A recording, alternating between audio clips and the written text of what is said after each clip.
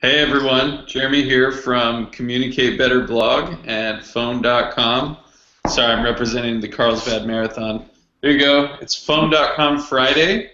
And I'm here with my friend Jenny Dempsey, who is equally as fanatical about customer service and the customer experience and all things contact center and all that good stuff. Jenny, how's it going? What are you drinking today? Woo! Hello, Jeremy. It's good. Going well. I got water. I had some coffee earlier in my mug, but I finished it. So it's now on to water. Stay hydrated. What are you drinking over there? I got Buddha with me today. Check it out. Here to see if I cannot be bought, but this is from Zendesk. Um, and I'm drinking that green tea that you bought me for taking you to the airport. Well, that's lovely. Well, cheers. You know, so I got we always usually start our hangouts with some type of funky question, fun icebreaker, and I just have this weird thing on my mind that I just want to kick off because I had Farm Fresh to You is a CSA delivery service. Basically, they deliver all these local vegetables to your doorstep. Pretty incredible. And Jeremy, you introduced me to it. But I signed up for my first delivery and got it last Friday. And when I opened the box, I had no idea what to expect. And there is this one vegetable in there. It was like the weirdest, most beautiful vegetable I have ever seen. So we'll post a picture of it with the blog post after this because I just think everyone has to be aware that this exists. So my question for you, Jeremy, is what is the weirdest vegetable you have ever seen or eaten? Okay, well, that cauliflower you mentioned. Wait, you did say I cauliflower. didn't tell you, and I was going to tell it after yours. Oh man, what if I stole yours? I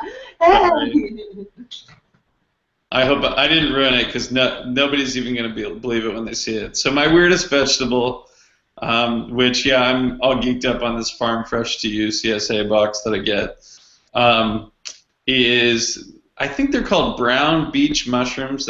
That's Beech, and they come in this like big cluster that fits in your hand, and they're these tiny little mushrooms, and you kind of cut them off and put them in. For whatever reason, it feels a little bit weird to me to eat them. Like maybe I'm eating poisonous mushrooms, but they actually are really good and tender. They're good in like a stir fry or some kind of a pasta dish. So that was kind of my weirdest. I don't think my weirdest tops yours, Jenny, especially once people see the picture. So without stealing any more of your thunder than I already have, what's your weirdest? It's called a Romanesco cauliflower. I have a little picture pulled up on my phone. I don't know how good it'll actually show up on the video, but it is the most beautiful, like it's like all fractals, and it just looks like the back of a dinosaur or something. It is so great, and it tastes just like a regular cauliflower, and nice and crisp and good, and steaming, and it was the coolest thing. Like I just opened the box and I just kept poking at it and staring at it. It was good thing no one else was around at that time because it probably would have looked a little strange. But yes, it was quite the surprise in that box, and now I'll probably always buy those because they're just really great. I don't know if I've ever seen them at the store, but maybe my eyes have not been opened up to this point. Yeah, me too. I haven't been to the store since, but I'll have to check that out because they're great. You should check it out. But you requested one in your box, right? Yeah, I ordered one for this time. I'm going to try it. My kids love cauliflower, so I think they'll love eating dinosaur cauliflower. Yeah, dinosaur cauliflower. I think that's going to be its official name.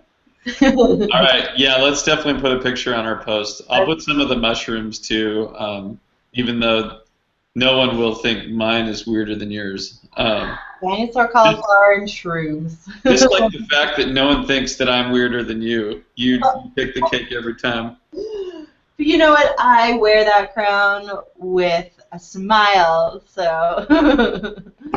Okay, so, we've been kind of random on the blog lately, as we both know, but we've written some good posts nonetheless. So I think our format for today, I'd like us each to share our two favorite posts, and share, why was your favorite, what it was about, anything else. So Jenny, I'm going to kick it to you. What was your number one favorite post that you've written over the last couple weeks? The number one wasn't necessarily the content that I wrote, but it was the situation in general. It was the pizza privacy and social media storm about Iggy Azalea and ordering a Papa John's pizza, and how the delivery driver gave out her personal cell phone number to his cousins or whatever that were in love with her, and she started getting all these random text messages, then tweeted at Papa John's to try to get a resolution. And it was just a great example of how powerful social media is, because she has, what, 4 million viewers or something, or 4 million followers on Twitter, and yeah, it just really a great example of how important social media is, how impactful it is, and how quickly things will get around. And then it also touched on customer service. It touched on the privacy of your customers. It was just all around a really great example of a lot of things that we have to deal with in customer service, whether it's with someone who has 4 million followers or just a customer with, 10, who knows, 10 people. It doesn't matter. It's those are still big things that could happen. And yeah. What about you, Jeremy? Well, on that, just stopping for a moment, on that post, it was interesting. I was reading, I read a couple articles, when you brought that case up to me, and it seemed like a lot of sentiment was out there that Iggy Azalea should just shut up and get off social media, because it's just annoying for everyone else to hear her gripe about that. But you're right, it totally speaks to just how much power customers have and how much voice they have.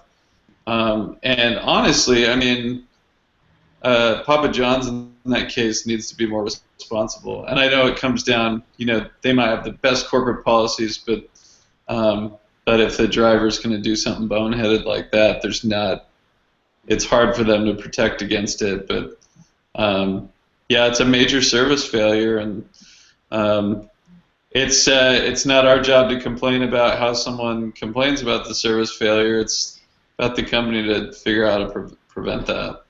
Yeah, absolutely. Wow. So yeah, that was a great, nice little. That's like from 6th grade when we had to do like current events reports. Yeah, totally. So you nailed that one. So okay, so my first favorite post, I wrote one actually I think right after your pizza and privacy storm, and you actually helped me with this one. I entitled it "Just When You Thought You Were Perfect, You Strike CX, short for Customers Experience Gold." And basically, the situation was in our virtual call center system, our queuing system, our IVR. We had an option, or it said we had an option, where a customer could wait on the line and be connected with customer service. But what was actually happening was that if they waited on the line, they got a really computerized weird voice that said, "You pressed an invalid entry. Please try again." And it would start all over and just loop them. The funny thing about that is we set that up 8 months ago, I think, and in one day we got 2 complaints about that. And I was like, "Are you serious?" So we've been, our IVR has been misleading customers for 8 months, and I heard nothing about it until one day we got 2 complaints. And so what did we do? We went and fixed it. But the point I really wanted to make there was that, we can be flying along thinking we're doing things well, but in the world of customer service and customer experience, where we're aiming to continuously improve things, that feedback from customers is gold. You may be doing one thing for a long time and think it's fine, and then get a suggestion one day and be like, "Oh wow, we should have done that a long time ago. It's a no-brainer." So that's what I would call customer experience gold, because someone just handed us that on a platter, and who knows? We may have frustrated hundreds of thousands of customers over the last 8 months with that one little thing in our IVR, and the two customers that cared to share that with us helped us improve our system. So just highlights the importance of listening to customers. Never get this air of thinking that you're perfect, because someone is going to have some way that you can improve your service, and it's up to us to listen. Yeah, no, that was funny how that happened, because I got one bit of feedback and you got the other one. Yeah, same day, and tested it out. It was like, oh wow, and it just shows it's the little itty bitty things that you may overlook that really are going to cause a lot of frustration for people. And I'm just surprised that not more people complained about it. To be honest, but yeah. All right, Jenny. So, what was your second favorite? Second favorite was the one near and dear to my heart. I wrote it yesterday, being the middle woman in customer service and our middleman. It's really challenging to be the person. It's like when things are actually out of your hands. Like we always hear these stories like, take responsibility, take ownership, do it, whatever. But there are some times where it is out of your hands. Like I mentioned the porting example in there. Like we have our customer on one side and we have our carrier on the other, and then there's me right in the middle. Like, okay, so I'm going to go to the customer and be like, I need this, and then I'm going to go deliver it to the carrier, and the carrier's like, well, we need this. Then I go back to the customer, and it's like I physically can't do anything but just get information and give information, get information and give information. But to the customer, all they see is my face. To the carrier, all they see is me. And so it's like, okay, I'm literally just running back and forth giving information and getting information. And when there are big issues, problems, maybe some number transfer was rejected, it makes the company that they see, so the customer sees us, and it makes us look really bad when we can't get things taken care of, and we don't want to tell the customer we can't do it. But it's like the post is about how to kind of do it with grace and style and try to, make it sound. Sometimes you do have to twist the words a little bit to kind of not twist the truth, but twist the way you word it, the way you communicate it to the customer, so they know that you got their back, and the carrier knows you're going to do the job right and get the right information, but that you're still kind of powerless. And how to do that appropriately in that post is what I wrote about. Tricky. So I am guilty of not reading that post yet. I definitely will, I promise. But, so, a tendency is, when the carrier has an issue, is to want to blame the carrier so that you don't have to absorb any of that from the customer, pass the blame along. How do you handle that tendency and that, that feeling? Well, sometimes it is either the carrier's fault or the provider, because there's also another level in there, the actual provider for that customer who's below the carrier. And sometimes it is their fault. But, and we are honest with the customer and tell them what the issue is. But the kicker is that we say, we'll continue to work on it, we'll continue to fight for this. Just get me this information and we'll do the work for you. And so sometimes people know, okay, the truth is, it is this provider, or it is this person, or it is whatever it is, but I know someone has my back and someone's going to get the job done for me. And I think when you take that responsibility and still work to make it happen, even though you're kind of just floating, you don't quite really know how to get things done, but you try. And I think that customers really appreciate that. I know I do when people try to do it for me, and in most cases we get it done, but sometimes there are issues where you just can't fight the carrier or the provider, no matter what you do. You totally nailed it, Jenny. You that's the exact mentality that makes awesome customer service. Is maybe it's okay for the customer to know that it's not really our fault, but when you say it's not our fault with the intention of telling the customer that, sorry, there's nothing I can do for you, then leaving the customer screwed. That's a really difficult spot to put them in. Yeah. But when you say, I'm still here for you, I'm owning this issue, even though maybe it's not necessarily my problem, I'm there to help you out. Exactly. That makes sense. What would you say your second favorite post that you wrote this week is? Okay, so I actually had a really fun time writing my posts on Thursday or Wednesday. If you didn't know, I'm a recovering band nerd. Actually, no, I'm not ashamed of it. Own it. Be it. I played trumpet from elementary school all through high school. I've intended to pick it back up, and just life has happened. But one of my favorite things about playing trumpet was playing in the jazz band in high school. And I'm not to toot my own horn, but I'm a pretty good musician. One thing that I get down on myself on is that I like to rely on my ear because I have a good ear, and not focus on the reading the music and practice type stuff. And one thing about jazz band is that when you solo in jazz, the part typically isn't written out for you. Usually they just, you know how many measures your solo is, and you know what key each of the measures is in, or the different key changes they would call it. And your responsibility as a musician is to know the scales and all the different notes that are in that particular key or chord or whatever chord change. And what I observe from really great musicians, and we actually had a really great jazz trumpeter that worked in our call center while he got his doctorate in music. I'll toot his horn. But what really amazed me was that he learned all that stuff. He knew all that stuff like the back of his hand, and he practiced it like crazy. So when it came to improvising, he had the foundation all there. So he could play just about anything in the moment because he knew backwards and forwards the notes in those chords. Whereas I kind of hit a ceiling because I just played what sounded good to me. And you really need to have that level of preparedness as a foundation before you can improvise.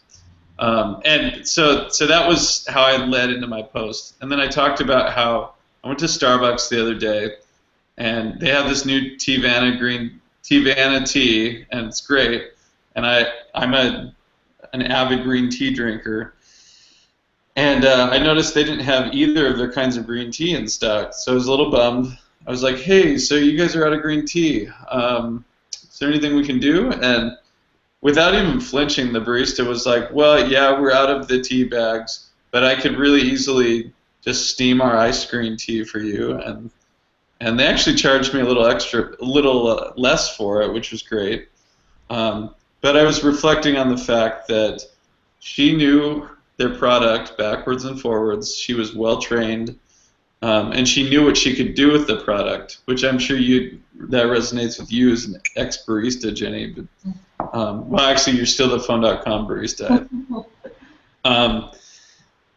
So it just points to the fact that she unconsciously knew the product backwards and forwards. And I actually linked to a great article about training by Jeff Toyster. And he talks about 4 levels of training. I don't remember all of them, but level 4 is when you unconsciously know it so well that you're confident and you can take that knowledge and apply it in all different situations. So it just speaks to the importance of being prepared with everything. And the more prepared and well-trained you are, the more you can go off the page and do amazing things to dazzle your customers. Yeah, I thought that was really awesome that the barista was able to do that for you. Just creative solutions to things. Otherwise, some people will just be like, yep, we're out, sorry. Yeah, and I might have walked out. Yeah. And then now you wrote a story about it, now everyone knows. It's just good stuff. So props to that barista. Nice work. I will say the other thing, they do need to get their green tea back in stock. I know. Well, tag Starbucks in this, and maybe they'll listen. Totally. Fortunately, there's one a block away from that one, so I can just go to that one for a while. Drink their tea until it's all gone. There you go. Awesome. Well, great hangout, Jenny. Yes. We talked about cauliflower and customer service. Cauliflower and customers, I think we should change Oh, we're on to something. There's Totally. some kinds of cauliflower. Yeah. All right, we'll do it. All right. Well, thank you so much. Oh, I forgot to mention it. Next week we have DJ Doug Sandler joining us for a hangout. We're so excited. Yay! Oh, that's gonna be great. He's going to talk about his new book. We will tweet that up so everybody knows to join us. Maybe we can increase our viewership by 1% or 100%. Oh, that would be incredible. All right.